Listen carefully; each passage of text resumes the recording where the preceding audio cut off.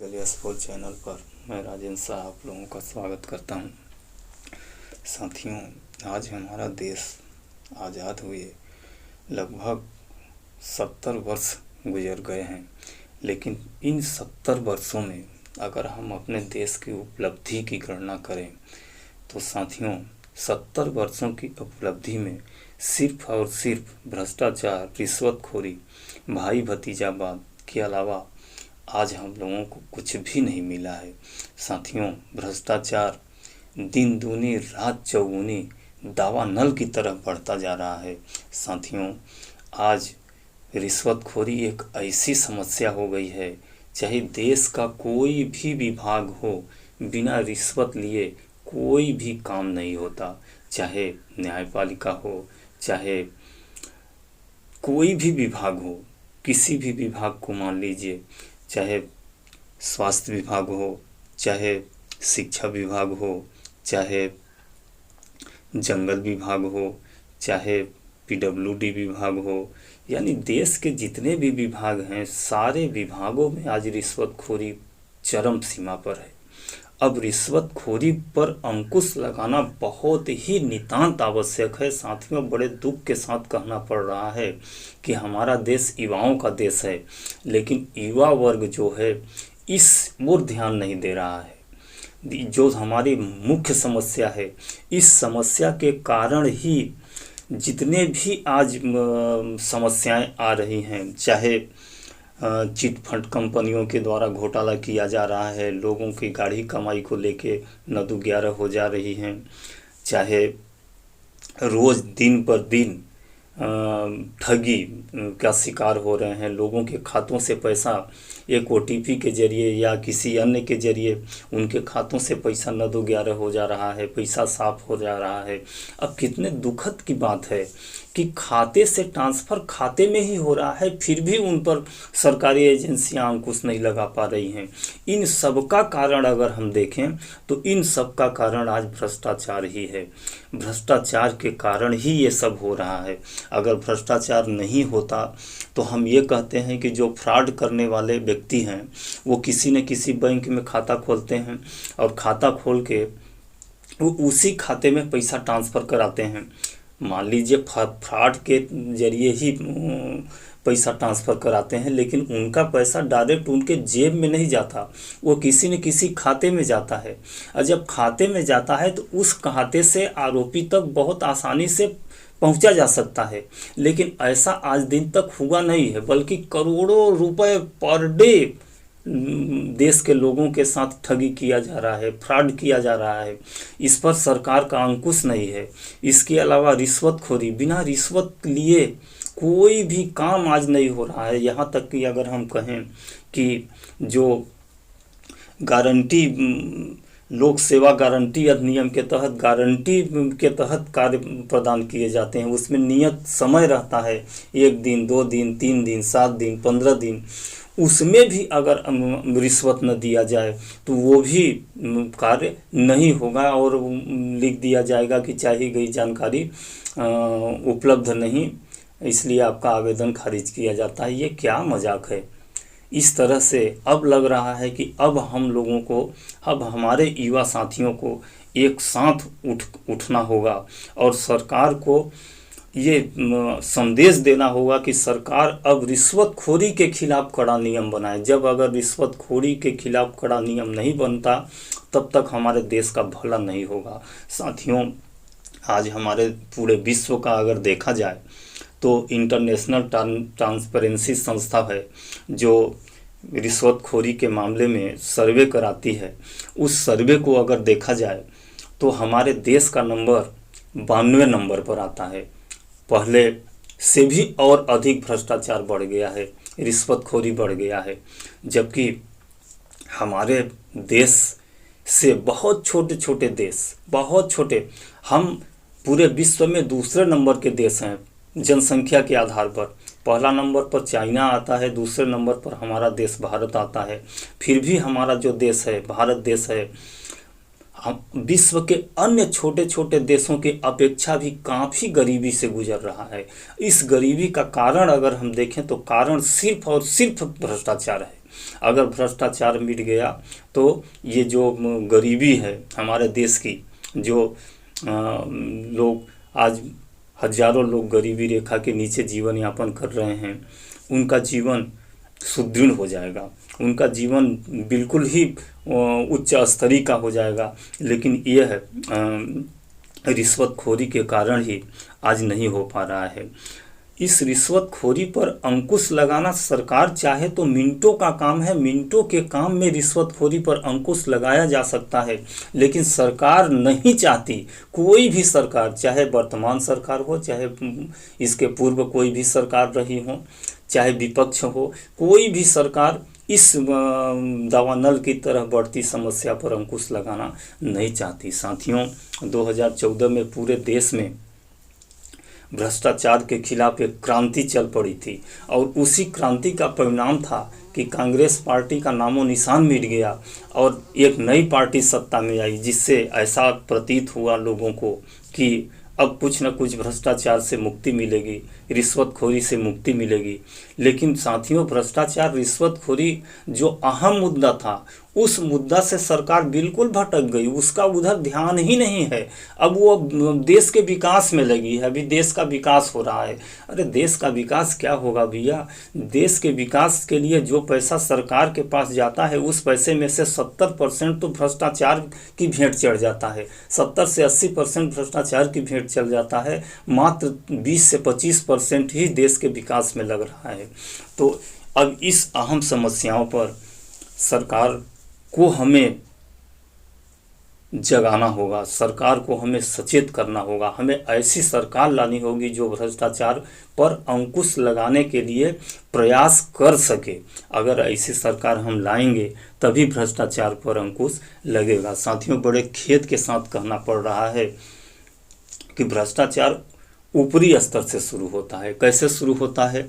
थोड़ी देर के लिए अगर हम मान लें, चाहे सांसद का चुनाव हो, चाहे विधायक का चुनाव हो, चाहे जिला पंचायत सदस्य का, नगर पालिका पार्षद का, किसी का भी चुनाव हो, आज के डेट में चुनाव जीतना, यानी अगर सांसद का चुनाव जीतना है तो कम से कम 50 करोड़ रुपए, विधायक का चुनाव जीतना हो तो कम से कम 20 से 25 करोड़ रुपए, इसी तरह से सरपंच, पंच, पार्षद, इन सब का चुनाव जीतना हो तो उसमें भी 5 से 10 करोड़ रुपए लग जाते हैं। अब सोचिए साथियों, अगर जो व्यक्ति 50 करोड़ रुपए लगा के चुनाव जीत रहा है, तो 50 करोड़ रुपए लगा के चुनाव जीत रहा है, क्या वो जन सेवा करना चाहता है?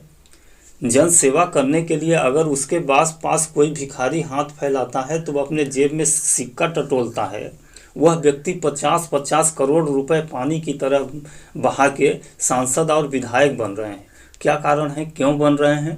क्योंकि 50 करोड़ लगाने के बाद उनके आने वाली 10 पीढ़ी भी बैठ के खाएगी, तब भी वो नहीं ख़त्म कर पाएगी, इतना इनकम हो जाता है। तो इस इनकम पर अंकुश लगाना अब नितांत आवश्यक है। इतना ज़्यादा करप्शन बढ़ चुका है। इस करप्शन के कारण जब सरकार खुद करप्शन में लिप्त है, जब सरकार का निर्माण ही करप्शन से होता है, तो सरकार कैसे करप्शन पर रोक लगाएगी? सरकार कैसे भ्रष्टाचार पर रोक लगाएगी? सरकार क्यों रिश्वतखोरी पर रोक लगाएगी? साथियों, रिश्वतखोरी पर रोक लगाने के लिए सिर्फ एक नियम ही काफ़ी है।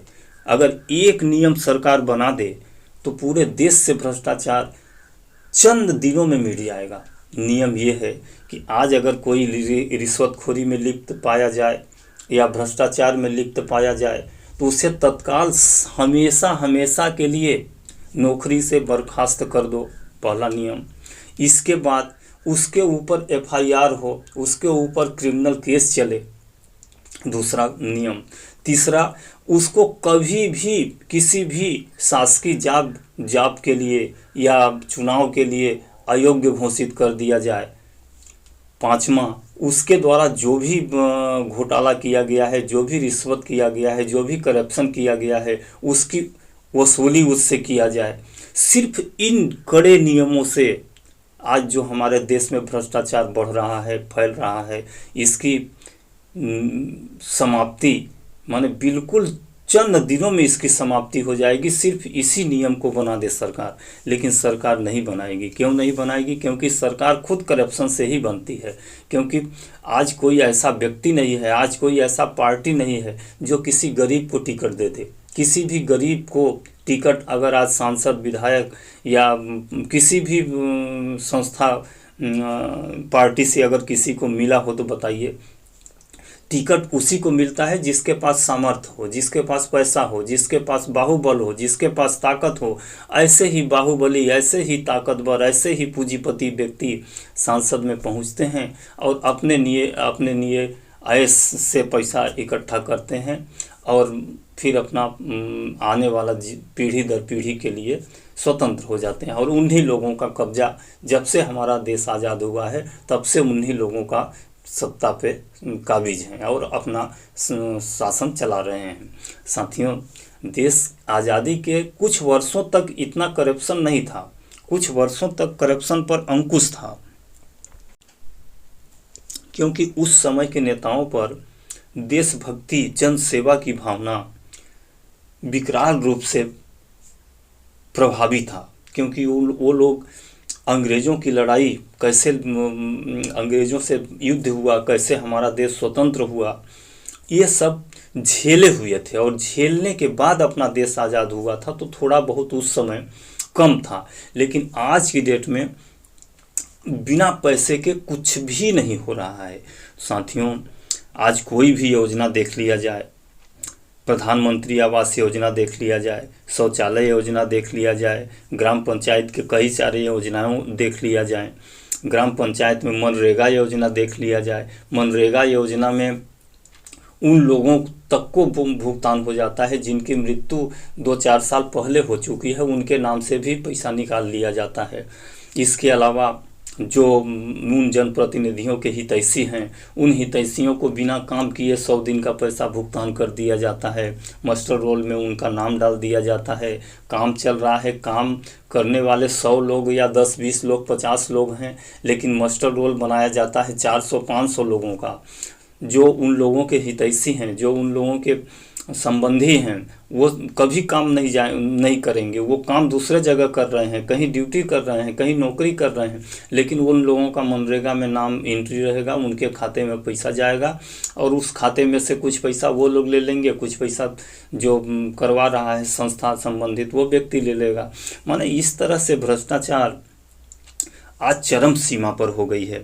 चाहे गरीबी रेखा सूची देख लीजिए, गरीबी रेखा सूची में अधिकांशतः अमीर लोगों का नाम है।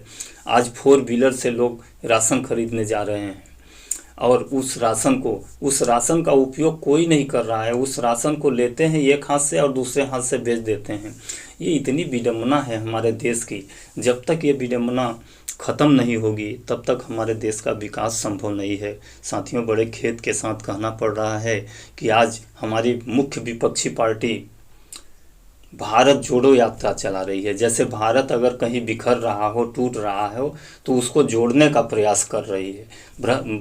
विपक्षी पार्टी को आज भ्रष्टाचार मुक्त रैली अभियान चलाना चाहिए था, भ्रष्टाचार मुक्त यात्रा निकालना चाहिए था, लेकिन नहीं, वो भारत जोड़ो यात्रा निकाल रहे हैं। भारत हमारा टूट रहा है तो भारत जोड़ रहे हैं।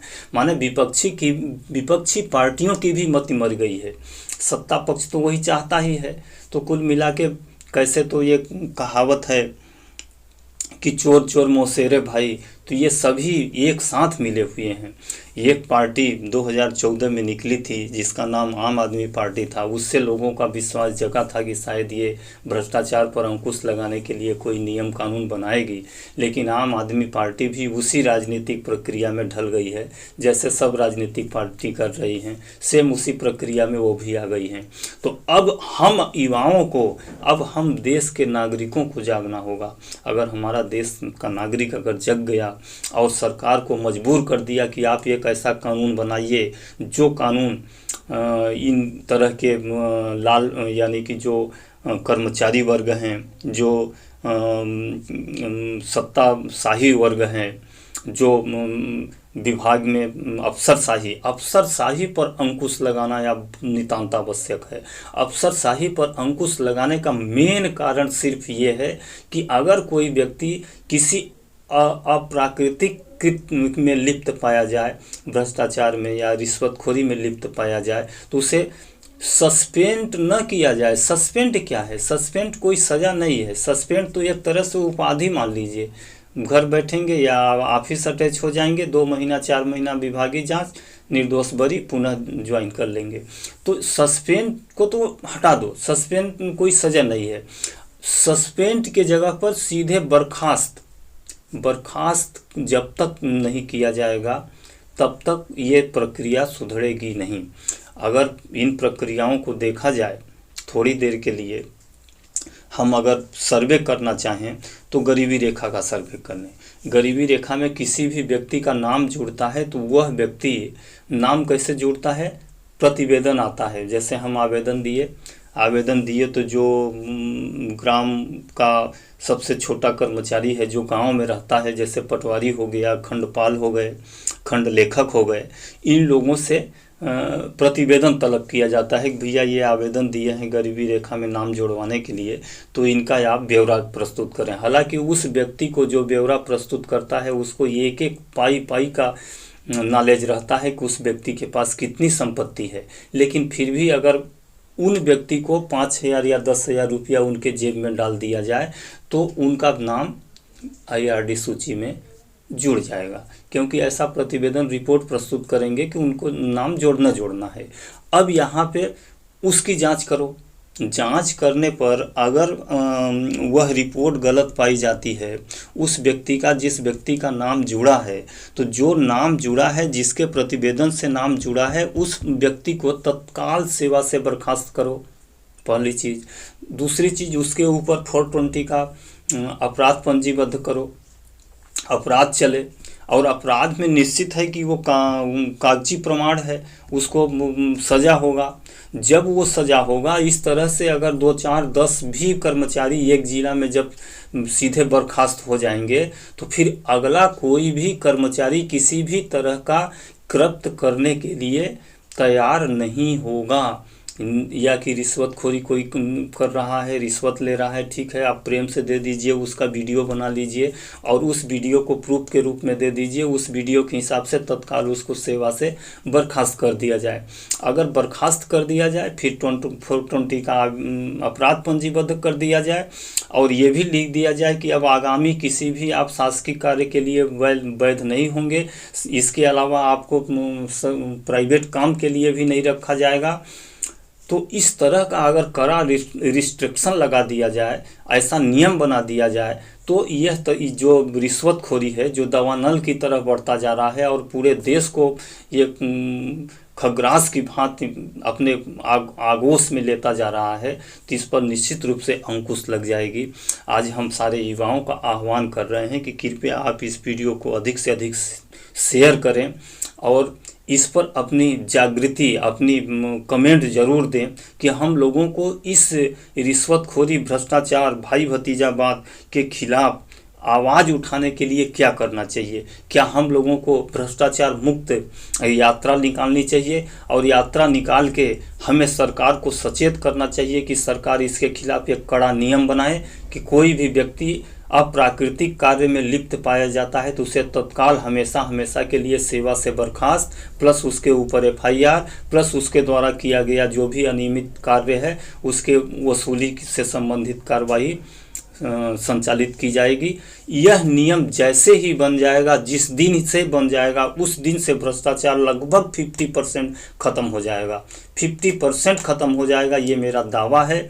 और जो 50% बच जाएगा वो 2, 4, 10 दिन में ऑलरेडी वो भी खत्म हो जाएगा। यानी हमारा भारत देश जो है वो पूर्णतः भ्रष्टाचार मुक्त हो जाएगा, रिश्वतखोरी मुक्त हो जाएगा, सब लोग स्वतंत्र हो जाएंगे, लोगों के आय का स्तर बढ़ जाएगा। इस तरह से साथियों, मैं आप लोगों से निवेदन करते हुए अपनी बात को समाप्त करना चाहता हूं कि आप लोग कमेंट जरूर करें, आप लोग अपनी राय जरूर दें कि इसके खिलाफ हम लोगों को क्या करना चाहिए। क्या संस्था बना के एक भ्रष्टाचार मुक्त आंदोलन चालू करना चाहिए? अगर आंदोलन चालू करना चाहिए तो इसमें कौन कौन से साथी कहां से तैयार हैं? जो व्यक्ति, जो साथी, जो युवा इस पुनीत कार्य के लिए सहयोग करना चाहते हैं, और अपना श्रम, अपना मेहनत, अपना साथ देना चाहते हैं, वह व्यक्ति अपना मोबाइल नंबर, अपना कॉन्टैक्ट नंबर, अपना लोकेशन नाम के साथ भी कमेंट में लिखें, ताकि संस्था बनाते समय हम लोगों को उन साथियों को सदस्य के रूप में एकत्रित करें और इसके विरोध में, इस दावानल की तरफ बढ़ रहे भ्रष्टाचार के विरोध में एक जनमानस यात्रा पूरे देश में जिस तरह से आज कांग्रेस पार्टी निकाल रही है, उस तरह से हम लोग भारत भ्रष्टाचार मुक्त अभियान यात्रा निकालने का प्रयास करें। और यह यात्रा निश्चित रूप से हमारा सक्सेसफुल होगा। अगर सरकार इसके खिलाफ जो कड़ा नियम है उसको बनाती है तो ठीक है, अगर नहीं बनाती है तो हम लोग एक ऐसा संगठन बनाएं और उस संगठन के माध्यम से सत्ता पर काबिज होकर खुद ऐसा कानून बना दें, ताकि कोई भी व्यक्ति, कोई भी अफसरशाही, कोई भी अफसर एक पैसा रिश्वत लेने के लिए ज़रूरत नहीं कर सके। साथियों, इसी शब्दों के साथ मैं अपनी वाणी को विराम देता हूँ। गलती क्षमा करें, कमेंट ज़रूर करें। साथियों, नमस्कार।